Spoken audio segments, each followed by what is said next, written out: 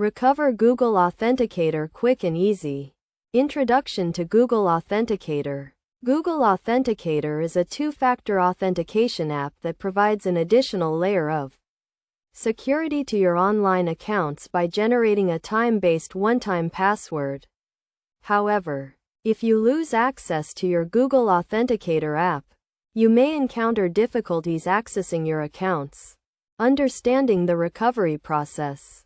To recover Google Authenticator, you need to have a backup of your authentication codes or access to the email address or phone number associated with your Google account.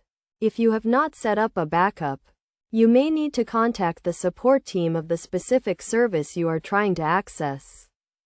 Step-by-step recovery guide. First, try to restore Google Authenticator from a backup if you have one. If not, proceed to the next step. Access the Google account settings and select Security. Click on Two-Step Verification and select Authenticator app. You will see a prompt to set up the Authenticator app again. Scan the barcode with your new device or enter the setup key manually.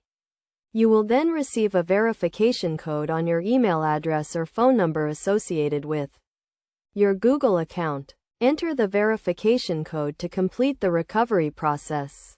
Best practices for secure account recovery.